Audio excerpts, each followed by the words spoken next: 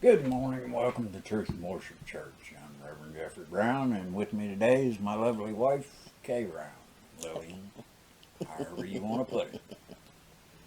Uh, Today we'd like to talk about marriage and how the Bible and how God affects our marriages and affects our lives in marriage.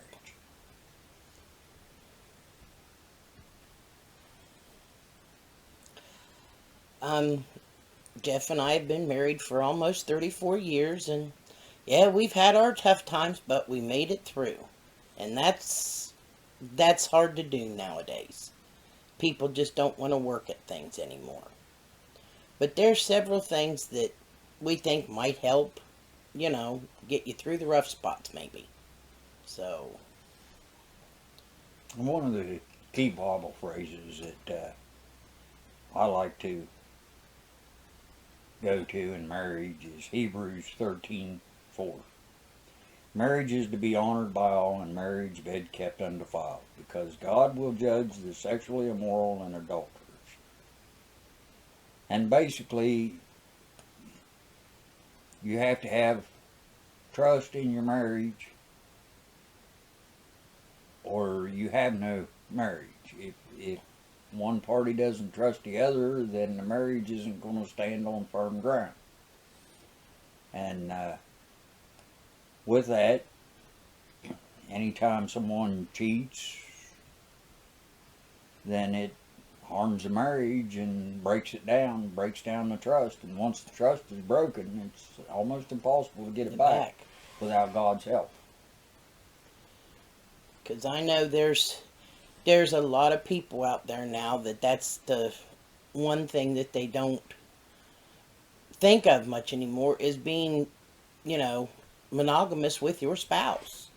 Everybody thinks it's okay just to go out and do whatever they want, but that's not God's plan for us. We were made to be paired off and to love one another like He loves us. As it says in 1 Peter chapter 4, verse 8, above all, maintain constant love for one another, since love covers a multitude of sins. That is true. People will love and forgive you, but there's a lot of work involved in a marriage. A lot of work. And if you're not willing to put forth the effort, you shouldn't even try till you're sure that's the one you want to spend your whole entire life with. One of the things I like to discuss with people who are looking to get married is the fact that if there is anything that bothers you before your marriage,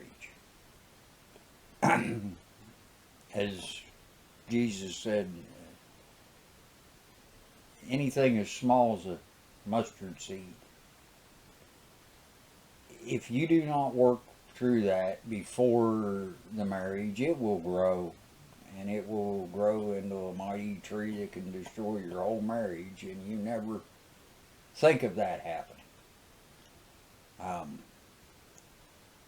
Anytime there's any kind of, no matter how petty it seems, difference that is in your mind constantly before marriage or during marriage that you do not work through and bring out in light, it can and will destroy your marriage. The smallest thing can become a big problem. And you don't want that. You don't want that between you and your spouse. From as simple as the way someone eats to the way, They fold the towels and put them up. yeah, anything like that can, without being open and honest at the beginning, it can destroy your marriage as as much as being unfaithful or lying or cheating in a marriage can. Because without being open and honest about your particular feelings on something, it will over time grow Fester. and fester and become a major block. And in today's day and age, that happens more and more, with just simple difference of political beliefs and Views on certain things in the world. I mean, I know a lot of people that, they discuss abortion, and that can be a big fight for two people. One's for it, one's against it. And that's something that can fester and cause problems down the road. I know with Jeff and I, our biggest thing is that we've always tried to be honest with each other, and we've always been there for each other. In the vow sickness and in health, we have both had it. I've been sick, he's been healthy. He's been sick, I've been healthy. So it's give and take, and you have to take care of each other. It's it's me and him against the world, and I'm not going to let them win. um, one of the things on that, and many people overlook this in the Bible, but I think it's actually a pretty good explanation for premarital therapy. Is 2 Corinthians chapter 6 verse 14 through 16. Do not be yoked together with those who do not believe. For what partnership is there between righteousness and lawlessness? Or what fellowship does light have with darkness? And what agreement does the temple of God have with idols? For we are the temple of the living God, as God said, I will dwell and walk among them, and I will be their God, and they will be my people. When you think about that, something, like she said, with folding towels even.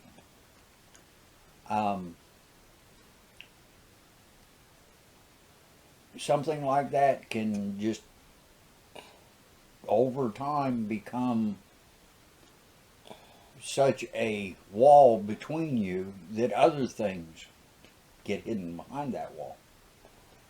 And that problem will be used to cover other issues up that arise, Yes. instead of them being solved. And nowadays, people don't want to work at things. We have a disposable society. And people just don't want to work at their marriages anymore. They figure, oh, it's trouble, we'll just leave it by the wayside. Well, that's not what God intended. He intended for you to find your soulmate and be happy and enjoy each other and your family that could prosper from your union. That's one thing we take pride in. We have 3 boys, and our youngest just graduated last week, so all my little eggies are done and ready to leave the nest. Now we have to deal with just him and I now. So we'll see how this goes. And don't forget the dog. And Oh, the cat yes, yes. We have no grandchildren and the pig. yet, so we have animals. But one thing the Bible does say, and this is one of the things that is key to any marriage, and one thing that people need to be open with from the beginning of their relationship. And that's Ephesians chapter 4 verse 2. With all humility and gentleness, with patience bearing with one another in love. Now when you think about that,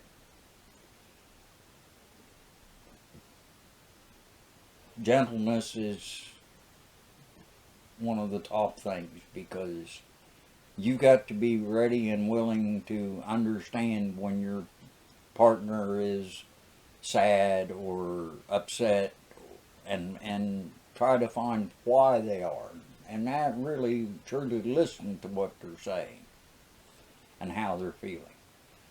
Because even if it doesn't seem important to you, seems like a minor thing to you, to them it may be something very major. And in the same respect, for you, be open with your spouse about those minor things. Be ready and willing to express them, and don't be fearful of being made fun of or being criticized by your spouse, because if you have that fear, then you're not going to be able to express true problems in your relationship. And patience. Yes. Pray for patience Patience. every day, every minute of the day.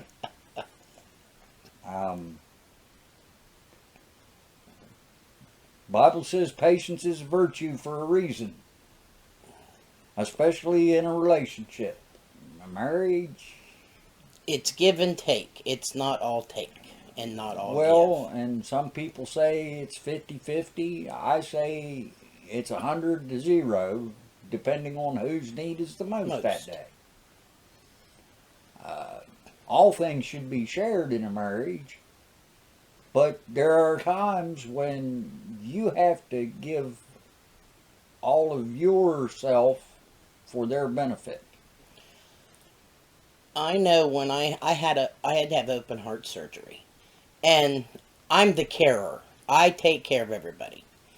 Well, when I got down, that's something I had a hard time dealing with. But with him by my side, I got through it. I hated people waiting on me. But he told me you have to have this right now because you can't do it yourself, and that's hard to admit. But that was one thing I had a hard time with, and he made me understand that he's going to be there no matter what. So we had been married many years at that point. But I wanted to do it all, but I can't anymore. And I have to realize that. And he helps me with that. And I do with him, too. And she helps me deal with all my crazy ideas. He's had some doozies. But no, in order for a marriage to be strong, it has to be founded on faith. And I don't just mean Christian faith. I mean faith of one another. Faith of the fact that you've made that commitment to another person that is now and should always be as much a part of you as you are a part of them. To be married and to be committed in a relationship means that no matter the good or the bad, you share it. And you work together through it. Don't get me wrong, the good is great. The bad is terrible. But if you can't give of yourself to your spouse to get through the bad times soon overwhelm you. Yes. But that's what, like I've always told him, it's me and him against the world. And we'll stand for what we want and for our relationship. And hopefully we can be an example for some of the people nowadays that just don't want to work at anything anymore.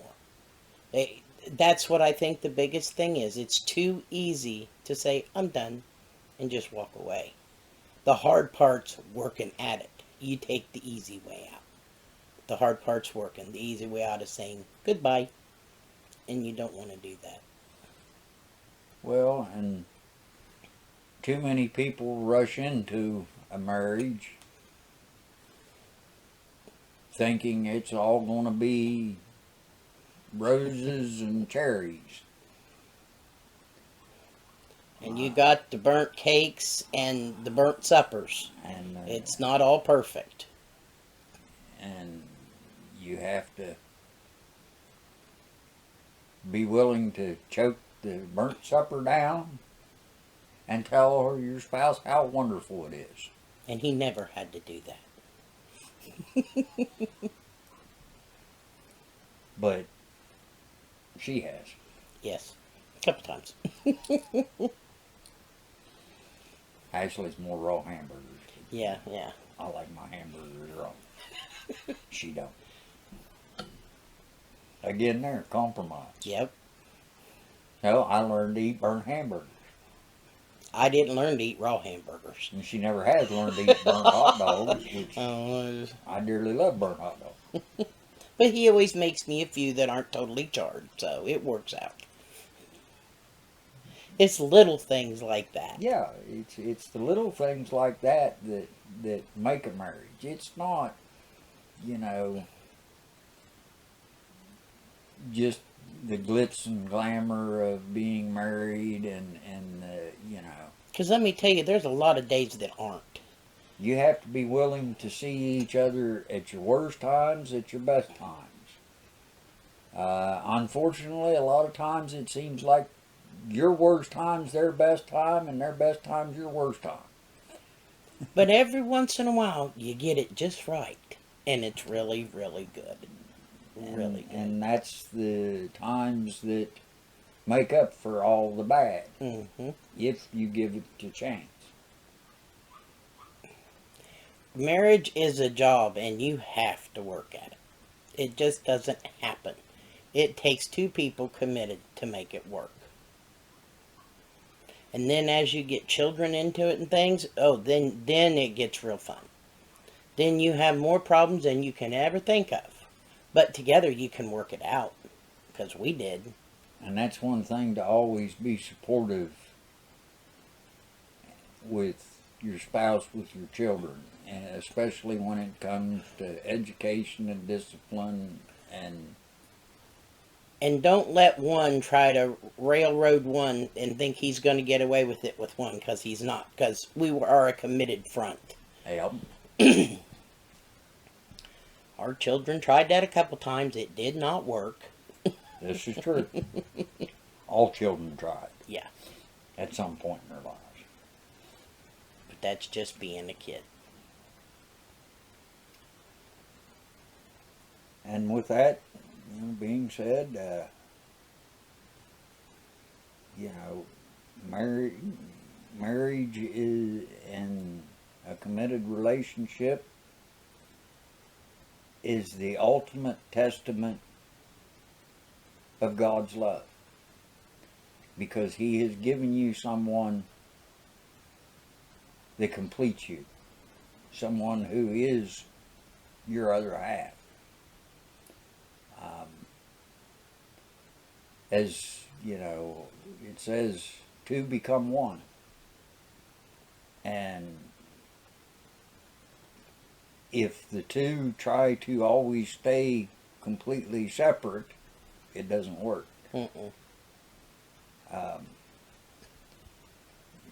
You've got to be willing to show interest in their interest, show excitement in their excitement over things in their lives and in your life. But you've also got to be willing to express when you don't feel that excitement or commitment is there on the other person's part, and really express to them how important what you are trying to do or wanting to do or are doing, why it's so important to you, so that they understand why you have the commitment, and then they can share and support you in that commitment. And it goes, it has to go both ways all the time. Yep. It can't just be,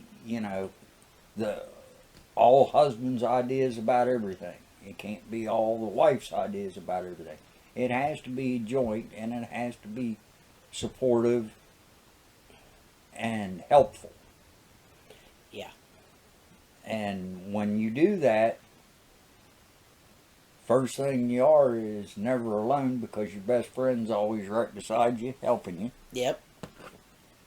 And second off, they know that whenever they need anything, all they have to do is speak up and you're there. And that's the true commitment of marriage, is you become one. You become one life. And you don't mind rubbing your wife's feet when they swell up real big. And you're willing to put yourself out and do little things that you wouldn't think mean a lot, but they do. You know, simply rubbing your spouse's back, or she's had a rough day at work, help her cook supper. Something small like that means a lot. It really does. And same thing with a husband. Many times we have done home improvements together. And yes, we survived. We didn't kill each other. I mean, we used to do it when we were younger. We had so much fun doing that. And that's something you got to do. Find something fun for you to do as a couple. I mean, for us, it was just fixing things. I mean, I was the brake pusher when we needed to bleed brakes and things like that. And, you know, you just have to be there for one another. That's the main thing. Be there for one another. In 1 Corinthians chapter 13, verse 13, spells it out the best. Now these three remain, faith, hope, and love, but the greatest of these is love. And love conquers all. Yes, it does. Love, if you truly love one another, you'll do anything for each other. No matter how embarrassing. Yes. Because there are those moments too. Or no matter how weird you think it is, it's important to them. Mm-hmm. With that, do you have anything else you want to throw in? No, just love each other and you can accomplish many things. Well, let's have prayer. Heavenly Father, we come to you today to ask you to guide all the married people out there and the people looking to become married. Give them the patience and the love to make a strong marriage in your light, to live in your word, to give in your love. See that they can build a strong foundation from the beginning of love and trust and compassion for one another. And be with them through the hard times and through the good times. Let them know that you are always there and that they are never alone and they always have you to guide them. In Jesus Christ's holy name we pray. Amen. Amen. Now on to announcements here. As always, we partner with Pastor Peter Chiani of Hope House, and his wife was pretty ill for a while, but she's doing much better, thank the Lord, and all the prayers for her. And but we continue to ask for people who are able to donate to Pastor Peter and his organization. What he does in Kenya is phenomenal. Yes. And on to our church. We've set a date, and I hope I can make it. We are trying. But we will have our opening for definite, one way or another, will be June 13th at 11 a.m. We'll start the service. And afterwards, we'll be having a cookout and fellowship with everyone and allow everyone to examine the place and poke and prod and take a look. And hopefully, some of you will decide to attend here. But it's in the Lord's hands. We're just doing what He's guided me to do at this point, no matter how insane it is. And I'm along for the ride with him, as usual. And we'll be back next Sunday with another service and another guest, maybe, or maybe I'll drag her back in here again, kicking and screaming. And with that, as always, remember, God loves you, and so do us. Yes, so do we. And be blessed, and come back and see us